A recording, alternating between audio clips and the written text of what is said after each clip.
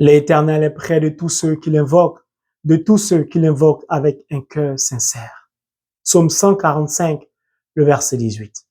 Que la paix et l'amour de Dieu le Père inondent nos cœurs, chers abonnés, et sur vous qui pour la première fois regardez cette chaîne. Si vous y êtes, ce n'est pas un hasard, car le hasard n'existe pas dans la parole de Dieu. C'est le Saint-Esprit qui vous y a conduit, car Dieu a certainement une parole pour vous. Si donc vous aimez la parole de Dieu comme moi, je vous invite du plus profond de mon cœur à vous abonner massivement. N'oubliez pas d'appuyer sur le pouce levé et surtout de partager cet enseignement afin de donner la possibilité à toutes ces personnes qui dans des contrées lointaines n'ont pas connaissance ni accès à la parole de Dieu. Que d'avance Dieu se souvient de vous, qui acceptez de vous laisser conduire par le Saint-Esprit en partageant sa parole qui est lumière. Qu'il vous donne par sa bénédiction de voir vos intentions de prière être exaucées par sa main puissante in the name of Jesus Christ. Amen. La parole de Dieu que je voudrais partager avec vous en ce jour est tirée du livre de Romains en son chapitre 12, le verset 9 qui dit, et je cite, « Que l'amour soit sincère. Fuyez le mal avec horreur. Attachez-vous au bien. » Le Seigneur, au travers de ce verset de Saint Paul, nous invite à la pureté de notre amour à son égard, à l'égard de notre prochain. Le Seigneur nous invite à nous éloigner du mal en ce temps de carême. Le Seigneur nous invite à faire le bien. Il ne peut y avoir de bien sans amour. Hélas, malheureusement, beaucoup d'entre nous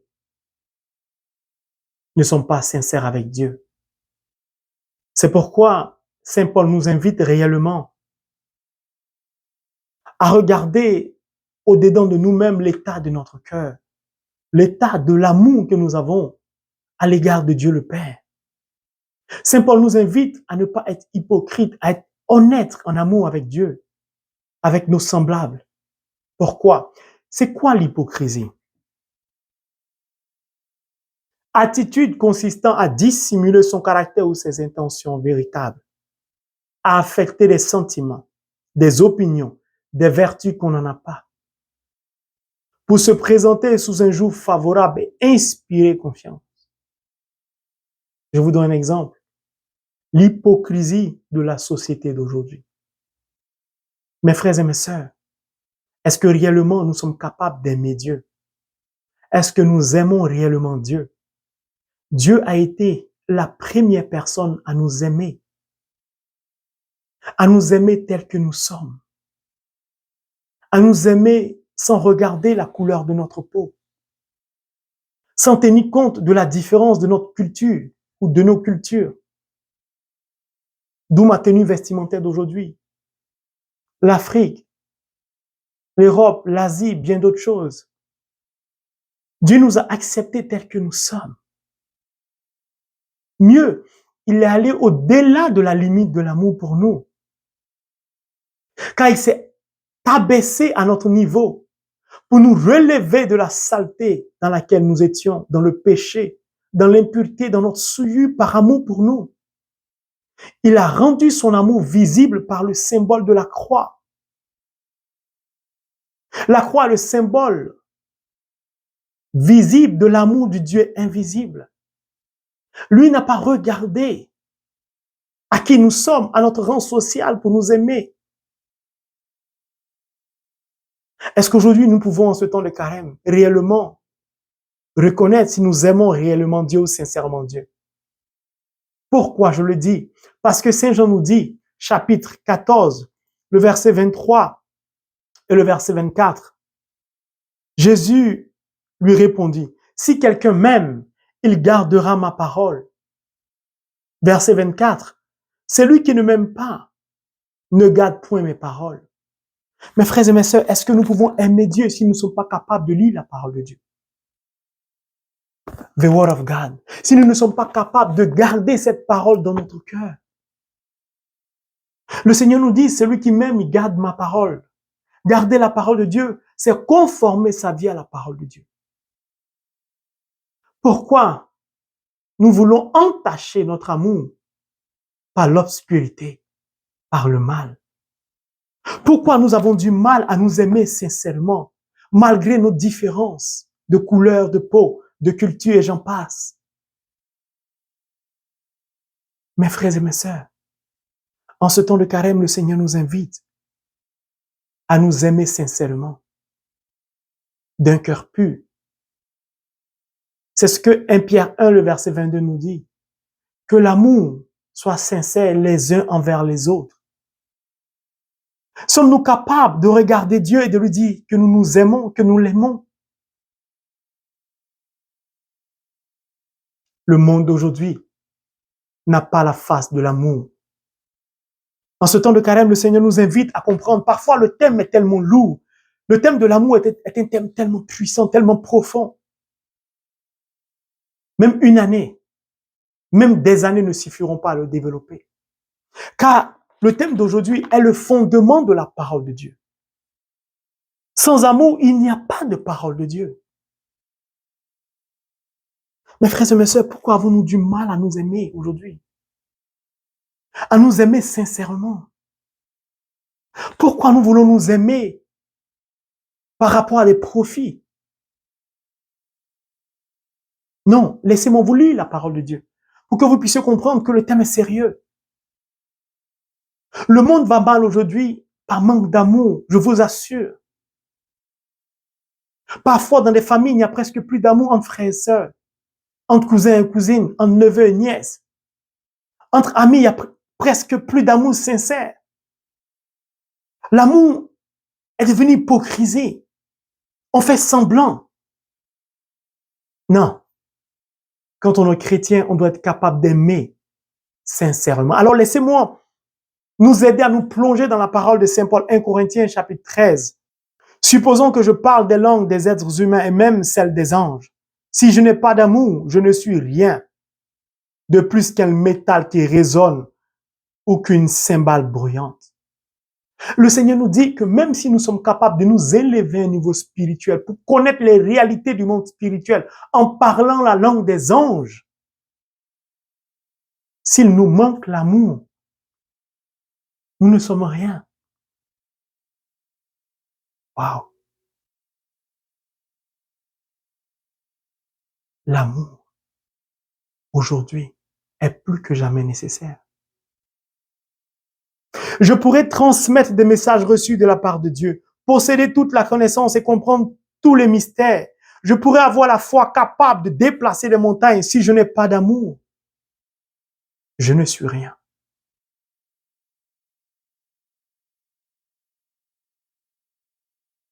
L'amour est puissance de Dieu. Je pourrais distribuer tous mes biens aux affamés et même livrer mon corps aux flammes. Si je n'ai pas d'amour, cela ne me sert à rien. Quel que soit le bien que je fais, quelle que soit la dîme que je paye, quelles que soient les offrandes, quelles que soient les actions que je pose de foi, je ne suis rien. Si le fondement de ces actes n'est pas l'amour. L'amour est patient et bon. L'amour est patient et bon. Il n'est pas envieux, ne se vante pas et n'est pas prétentieux. L'amour ne fait rien de honteux, n'est pas égoïste, ne s'irrite pas et n'éprouve pas de rancune. L'amour ne se réjouit pas du mal. Il se réjouit de la vérité. En toutes circonstances, il fait face. Il garde la foi. Il espère. Il persévère. L'amour est éternel, nous dit Saint Paul. Mes frères et mes sœurs, en ce temps de carême, est-ce que nous pouvons réfléchir sincèrement à l'amour que nous avons les uns pour les autres? Car ce que je viens de vous lire, je ne vois pas cela dans le cœur de beaucoup d'hommes, de beaucoup de personnes d'entre nous, y compris moi-même. Car tout ce que je viens de vous lire, je vois cela en une seule personne, en Dieu le Père. Car l'amour n'est pas rancune. L'amour ne fait pas le mal. L'amour ne tend pas les pièges. L'amour, ce n'est pas des fausses accusations. L'amour, ce n'est pas la corruption. L'amour, ce n'est pas l'hypocrisie. L'amour, ce ne sont pas la manifestation des dons spirituels. Je me tiens devant vous, je vous prêche la parole de Dieu. Mais si je ne vous aime pas, si je ne suis pas capable d'aimer mon prochain, je ne suis pas digne. Dieu va loin, il dit, je ne suis rien. Ce qui fait de nous des êtres humains, ce n'est pas la richesse, ce n'est pas l'or, ce n'est pas le matériel, c'est l'amour. Car ce qui en nous est à l'image de Dieu est l'amour. Si en nous il n'y a point d'amour, nous ne sommes rien. Peu importe le nombre de maisons que nous avons, peu importe le nombre de biens que nous avons, sans l'amour sincère, nous ne sommes rien. Quand je lis un tel passage de la parole de Dieu, j'en ai des frissons. Parce que je me sens ridicule devant Dieu. Je ne suis pas digne d'être à la hauteur de cette parole, je vous assure. L'amour est patient. L'amour est bon, il n'est pas envieux.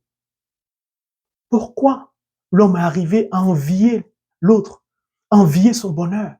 Comment sommes-nous arrivés à aimer l'autre en fonction de son rang social, en fonction de sa fortune, en fonction des actes qu'il pose à notre égard, en fonction des biens qu'il nous fait? C'est cela que Saint Paul appelle l'amour hypocrite. Comme Saint Matthieu le dit, Matthieu chapitre 23, à partir du verset 13. Hypocrite que vous êtes, pharisiens, a dit Jésus. Vous faites semblant d'appliquer les Écritures que vous maîtrisez. Mon Dieu. Mes frères et mes sœurs, nous avons besoin de l'aide de l'Esprit Saint pour nous aimer. Nous avons besoin de l'aide. Beaucoup de personnes font semblant d'aimer les semblables. Vous ne pouvez pas aimer pour des parents vos enfants en fonction de qui vous donne quoi. Vous ne pouvez pas aimer votre ami en fonction de son rang social ou en fonction des services qu'il vous rend. L'amour ne jalouse pas. Vous ne pouvez pas envier l'autre, jalouser l'autre, d'être là où elle se trouve. Parce que vous n'y êtes pas. Est-ce que quand on aime quelqu'un, on peut lui faire du mal? On peut le tromper? On peut oser lever la main sur lui? On peut vouloir l'humilier? L'amour n'est pas orgueil, nous dit la parole de Dieu. Mes frères et mes sœurs, en ce temps de carême, je dis parfois, la parole de Dieu n'a pas besoin qu'on parle beaucoup. L'amour est patient et bon. Le Seigneur nous invite à rechercher une seule chose. L'amour, sa parole. Les dons spirituels, les prophéties, les révélations sont des dons de l'Esprit Saint. Mais le fondement de tous ces dons repose sur l'amour. S'il n'y a point de l'amour en nous, tous ces dons ne nous servent à rien. Regardez, je vais vous donner un exemple, ou plusieurs exemples. Combien sont ces personnes qui sont blessées parce que frappées d'une maladie ne reçoivent plus la visite de leurs connaissances, de leurs proches ou de certains d'entre eux, qui pourtant étaient sur la même paroisse, se fréquentaient, rigolaient. Il a fallu une seule maladie pour que plus personne ne pense à cette personne malade. Non. Quand nous partons à la messe, à l'église, nous disons que nous sommes une communauté chrétienne, une famille chrétienne. Est-ce normal que parmi nous, des chrétiens, il y ait des chrétiens malades qui sont capables de se suicider sans que nous puissions nous rendre compte de cela? Parce que simplement, parfois il nous arrive d'être égoïstes. C'est pour ça Saint Paul nous dit, l'amour n'est pas égoïste.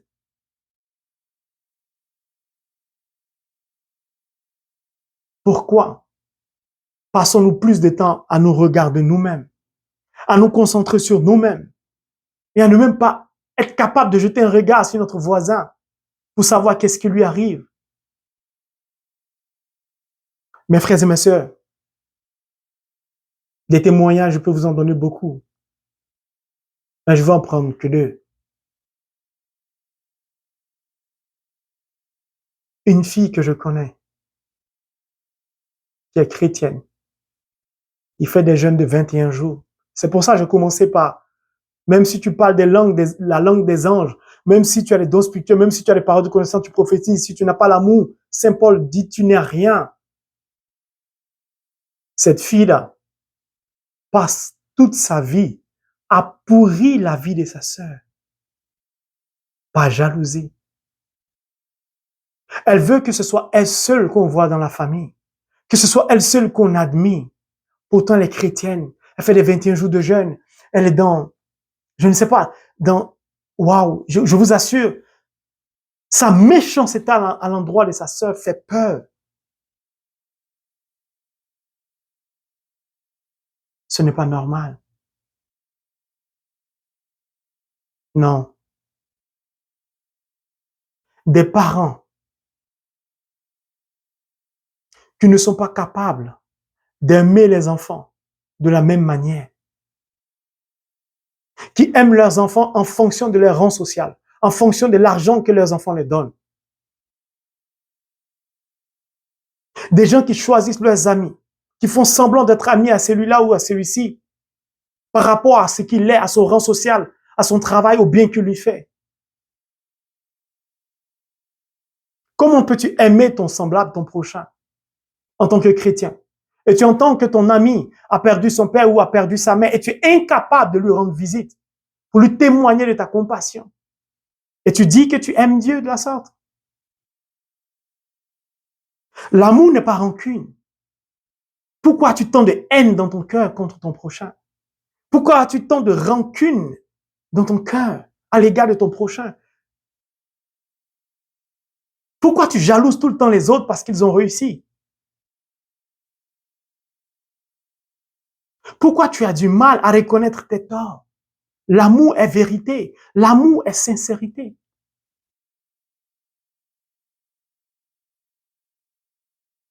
Mes frères et mes sœurs, en ce temps de carême, le Seigneur nous invite à l'amour vrai, à l'amour sincère.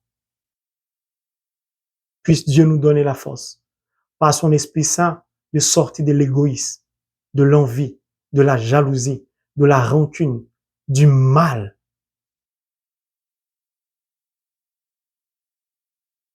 Au profit du bien, mes frères et mes sœurs. Le Seigneur nous invite en ce temps de carême à fuir le mal, à être vainqueur du mal par le bien. Si lui nous a acceptés tels que nous sommes, pourquoi nous passons-nous tout notre temps à juger les autres? Il est comme ci, elle est comme ça, elle n'est pas ceci, il n'est pas cela. Qui sommes-nous pour juger nos prochains? Qui sommes-nous? Sommes-nous capables de nous aimer comme Dieu nous a aimés? Je n'ai pas dit sommes-nous capables d'aimer Dieu comme il nous aime. Ce n'est pas possible, ça ne sera jamais possible. Mais sommes-nous capables de nous aimer entre nous comme Dieu nous a aimés? Tu ne peux pas aimer quelqu'un et ne pas l'appeler pour prendre de ses nouvelles. Regardez, quand je visitais les malades en France, je suis tombé sur un jeune Français qui était hospitalisé suite à une maladie, je crois, il était opéré.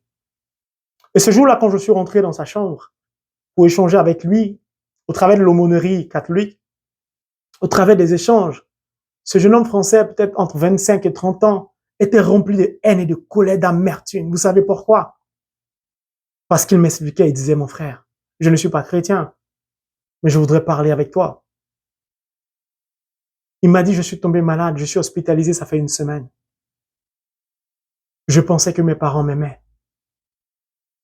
Je pensais que j'avais des amis. Je l'écoutais, je le laissais parler. Je dis, mais pourquoi vos parents vous aiment? Il dit, depuis que je suis à l'hôpital, cela fait une semaine. C'est ma copine seule qui vient me voir tous les jours. Quand je sortirai de l'hôpital, si Dieu m'accorde la grâce, je n'ai plus de famille. Ma vie, ce sera pour ma copine. Mes frères et mes sœurs, j'ai été blessé au plus profond de mon cœur. Comme un jeune homme de 25 ou 30 ans peut être confronté à autant de haine, à autant de colère, à autant d'amertume, parce que personne ne l'aimait véritablement. C'est pour ça que je vous ai dit, l'amour n'a pas de couleur de peau, parce que lui, c'est un blanc.